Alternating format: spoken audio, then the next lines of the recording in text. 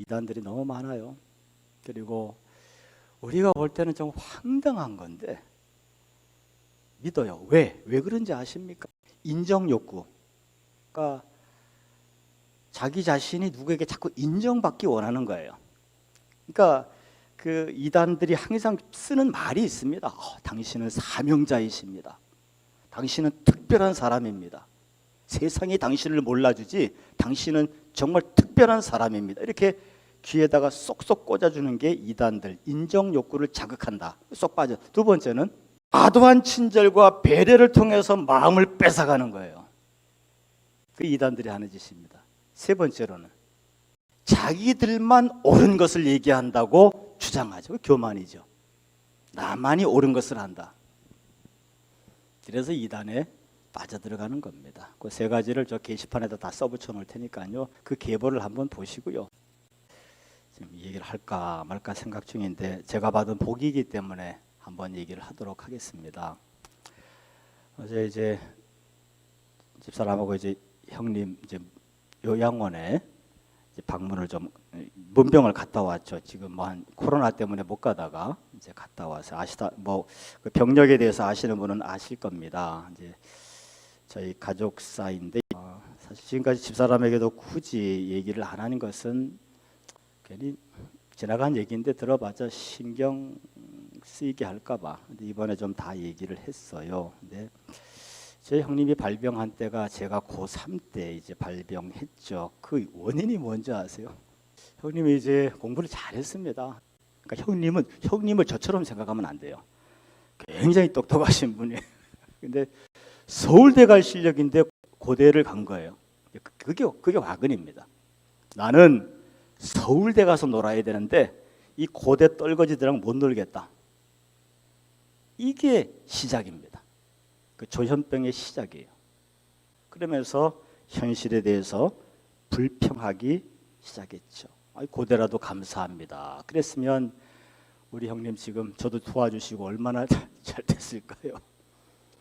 주어진 현실, 내게 주어진 현실을 감사하지 못하고 불평하기 시작하는 겁니다. 그러면서 이제 재수해서 서울대 가겠다고 재수하고 삼수하고 또 복학했다가 다시 휴학했다가 복학했다가 휴학했다가 세월 쭉 지나갔죠.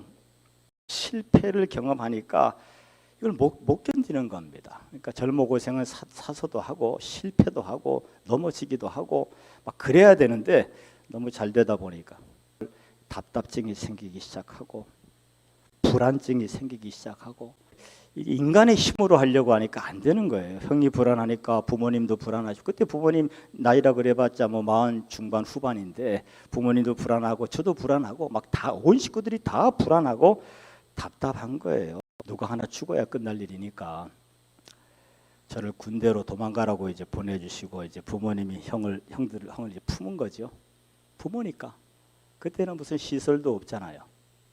지금이야 복지가 잘 돼 있지만 자, 부모 마음이 난 하나 살리겠다고 군대 보내시고 부모님들이 그 세월 그 모진 세월을 다 품고 사셨어요. 큰 형님을. 그 당시에 그 당시에 보니까 뭐 여행 갔다 오면 좀 나아질까, 좋은 약 먹이면 좀 나아질까, 뭐 연애를 해보면 나아질까, 이사를 해보면 이사도 그것 때문에 형 때문에 수없이 이사를 좀 거기 가면 낫겠다는 거예요. 결국은 마음이 안 고쳐지면, 마음이 안 바뀌면, 마음에 평강이 없으면 무슨 짓을 해도 못 살아요. 대학병원에 처음에는 격리병동에도 오래 있었고요. 뭐 감당할 수가 있나. 그때 보험이 제대로 되는 것도 아니고 시설에 보내놓으니까 요즘은 그래도 요양시설이 좋잖아요. 당시는 정신병원이 없으니까 가 보내면 전부 몽둥이로 두들겨 패서 반항 못하게 하고 막 그랬던 시절입니다. 그때 우리 형님 나이가 25, 6 몇 년씩 갇혀가지고 감옥살이 하는 거예요. 두들겨 맞아가면서. 왜? 집에서는 안 되니까, 마음을 못 잡으니까. 그래서 또 울면서 사정하면 집에 불렀다가 또 뒤집어지고 또 입원하고 또 뒤집어지고 또 입원하고 그 세월이 40년이죠. 그 나이 때 제가 참 염려를 많이 했어요. 왜? 현재를 보니까 누구 하나 죽어야 끝날 문제고 미래를 보니까 부모님 소천하시면 천상 제가 다 책임져야 되는 부분인데 해결이 되지 않는 그런 염려거리입니다. 물론 형도 잘하고 싶은 마음이 있죠. 생각이 있죠. 정말 싹싹 빌고 잘해보겠다고 새 출발을 다짐하죠. 근데 마음이 안 되는 거예요. 마음을 못 잡는다 그러잖아요. 너희 마음과 생각을 지키시리라. 얼마나 큰 능력의 말씀입니까? 너희 마음과 생각을 지키시리라. 제가 84년경인가 그때 복음을 받아들이고 이제 제 마음이 그 불안증에 시달리던 제 마음이 그렇게 평안할 수가 없는 거예요. 제 마음이 잡혔어요. 그러니까 예수님 믿으면 마음이 잡힐 수 있다. 전 그때 확실히 알았죠. 그리고 마음이 잡히지 않으면 좋은 집에 살아도 소용이 없고 보약을 먹어도 소용이 없고 학교를 가도 소용이 없고 차를 사도 소용이 없고 아무 소용이 없는 거예요. 그걸 그때 내가 너무 뼈저리다 못해 그냥 절절히 느꼈죠. 사람 마음 잡는 게 중요해요. 그러니까 제 마음이 복음 안에서 제 마음이 잡히니까 나는 평생 이 복음을 통해서 사람들의 마음의 평안을 찾아주는 사람이 됐으면 좋겠다. 그때 조금 하나님께서 나를 안 만나 주셨으면 저도 위험했어요. 저도 병원 들어가 있을 수 있습니다. 사람 한순간이에요. 형님은 처음 나올 때부터 미쳐 나왔겠습니까? 멀쩡한 정신에 똑똑하고 예의도 바르고 근데 마음 뺏기니까 사람이 짐승이 돼요. 제가 했던 그 당시에 염려는 두 가지. 누가 하나 현재 상태에서는 누가 하나 죽어야 된다. 끝이 나기를. 두 번째로 미래에 대한 염려는 이제 형을 어떻게 책임질 수 있겠는가. 부모님 소천하시면 제가 그때 나이가 24살 때예요. 그때 그런 고민을 하고 있는 거 아니 18살 때부터 그런 고민을 하고 있는 거예요. 계속. 수년 전에 부모님이 소천하셨을 때 그때 우리 형님이 조금 나아졌지만은 또 우리 부모님도 신앙으로 견디셨지만은 사실 저는 알죠. 부모님들이 얼마나 피멍이 들었는지 얼마나 만시창이가 됐는지 제가 알죠. 그래서 제가 그렇게 서럽게 울었습니다. 그래서 어쨌든 코로나 이전에 뵀을 때만 해도 조금 그러니까 형님이랑 얘기하면은 말 한마디 이상을 넘어가지는 못해. 대화가 안 됩니다. 코로나 이전만 해도. 근데 이번에 가서 뵀는데요. 얼마나 평안해졌는지 몰라. 말도 대화가 돼. 꼭 발병하기 이전의 모습 같은 표정을 하고 있어요. 그리고 그 요양원에서도 상태가 좋아졌다고 이제 더 이상 안 가다 놓고 자율병동에 넣어놨네. 우리 형님도 40년을 갇혀 지낸 거예요. 그래서 자율병동에 이제 가셨다 그래서 아유 형님 승진하셨네 그랬다. 그렇대. 승진하셨대. 이번에 돌아올 땐 참 40년 만에 저도 마음을 좀 편히 갖고 항상 마음에 평생의 짐이었잖아요. 이제 그걸 마음을 좀 내려놓고 왔습니다. 어쨌든 제가 두 가지 염려가 있다 그랬죠. 그 당시 시점으로 제가 염려했던 것이 뭐냐면 누가 하나 죽어야 끝이 날 문제다. 답이 없다. 두 번째로 미래에 대한 염려는 뭐냐? 저 형님을 내가 평생 지고 책임을 져야 될 텐데 어떻게 할 것이냐? 두 가지 염려. 근데 지금 시점에서 보니까 누가 하나 죽긴 죽었죠. 내가 죽었어요. 내가 죽었으니까 목사가 됐죠. 그것이 지각에 뛰어나신 하나님이십니다. 하나님의 계획은 다 있어요. 우리가 모를 뿐이지. 그리고 미래의 고민, 그건 지금 현재의 고민이기도 한데 요즘 워낙 복지가 잘 돼서 그 다 풀려버리더라고요. 아무 문제가 없더라고요. 그러니까 제가 굳이 염려 안 해도 될 문제였어요. 지금 와서 보니까 굳이 염려 안 해도 될 문제였습니다. 근데 오랫동안 염려함으로 심장도 약해지고 잠 못 이룬 세월들도 많고 그랬죠. 그래서 이번 주 설교 성경 말씀이 뭐였죠? 아무것도 염려하지 말고. 왜? 못 망가지니까. 왜? 해결 안 되니까. 모든 일에 감사함으로, 주어진 현실에 현재에 감사하는 거예요. 감사함으로. 어차피 오늘은 다시 오지 않습니다. 근데 오늘을 더럽게 할 필요 없어요. 잃어버린 세월들이 너무 많은 거예요. 염려하다가. 근데 그 시간이 귀한 시간인 거죠. 그 시간이 다시 올 수 없는 시간입니다. 여러분, 고통 가운데 하나님 만나는 거예요. 피눈물을 흘리면서 피멍 들어가면서 하나님 만나는 겁니다. 세월 좋고 팔자 좋고 세상적으로 잘 나가는 사람들이 하나님을 버리지 만나겠습니까? 돈 잘 버는 사람, 자기가 하나님이요. 감사함으로 기도와 간구하라 그랬어요. 그러면 모든 지각에 뛰어나신 하나님, 내가 그런 일 가운데 내가 지금 염려거리인 그 상황인데 그 속에 하나님께서 인도하신 것은 하나님의 지각이 뛰어나신 하나님이 계획하신 무언가가 있는 거예요.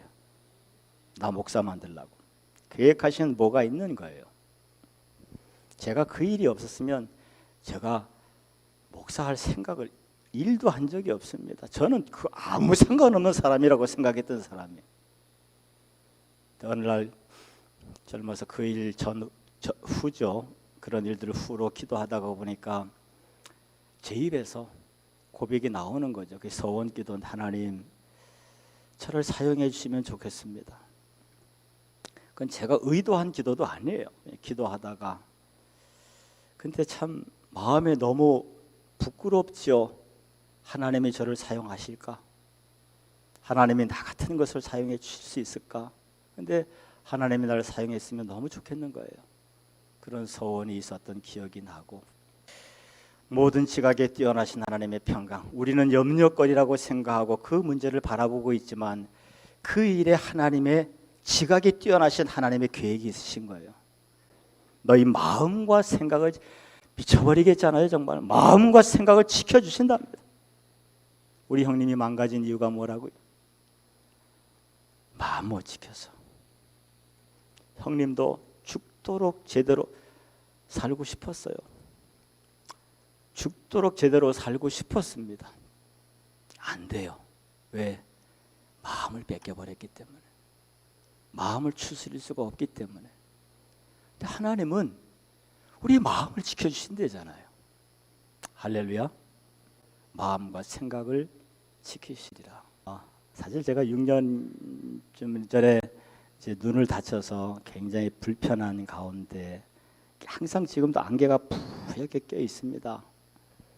그 제가 가끔씩 사람 못 알아보더라도 이해해 주세요.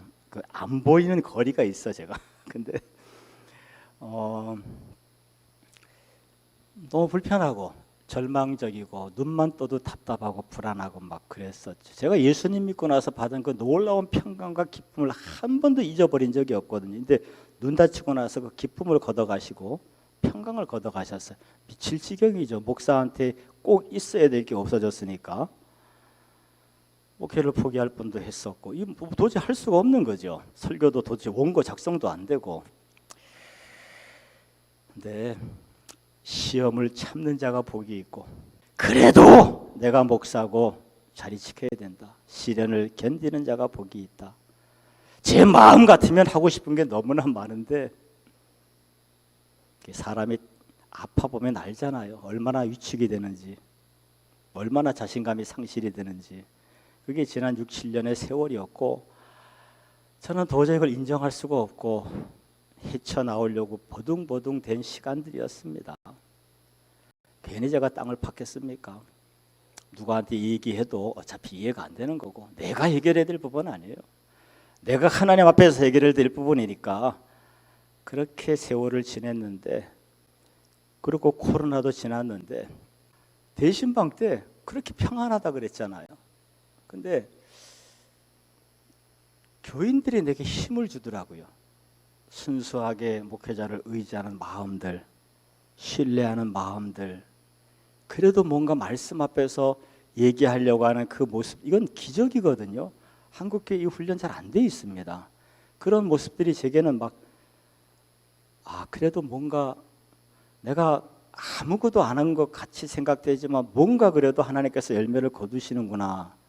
그런 감사함, 그리고 교인들이 주는 영적인 에너지들이 막 느껴지는데, 대신방 가운데 하루는 그런 생각이 들더라고요. 제가 아픈 다음에 어떻게 하든지 그래도 목회는 하는 신용을 했는데 한 가지 안 되는 게 있어요. 이 집사람도 몰라요. 한 가지 안 되는 게 있어. 한 가지 안 되는 게 있는데 뭐냐면 미소를 지을 수가 없어요. 미소가 지어지지 않아요. 다른 건 다 어떻게 하든지 신용을 하겠는데, 바닥을 끌어서라도 마지막 한 방울 에너지를 끌어서라도 하겠는데, 마음 깊이에서 우러나오는 미소, 그게 안 되는 거예요. 그게 안 돼. 근데 이번 대신방 하면서 교인들이 저한테 힘을 팍팍 주어서 이제는 미소가 지어져요. 아마 이번 주일 설교 때부터 제가 이빨이 많이 보였을 겁니다. 그게 지금 미소가 지어지는 거거든요. 그러니까 미소가 지어질 수 있는 힘을 얻은 거예요. 제가 회복이 된 거죠. 뭐 시력적으로는 아직 뭐 택 없습니다만은 마음은, 영적 상태는, 이것도 하나님 지각에 뛰어나신 하나님이신데 하나님께서 뭘 쓸 때가 있으니까 이 어둠의 시간들을 주셨지 않겠어요? 하나님은 손해 안 보십니다. 하나님의 사람들을 허투루 하지 않으십니다. 뭔가 하나님의 뜻이 있으시겠죠. 저는 또 그 부분들을 기대해 봅니다. 그래서 저는 크게 40년의 문제가 이제 풀려진 것 같아서 마음이 기쁘고, 할렐루야. 그리고 미소 지을 수 있는 그 힘이 생겨서 너무 감사하고, 저로서는 진짜 저를 누르던 두 가지 아주 근본적인 문제가 해결이 된 거예요.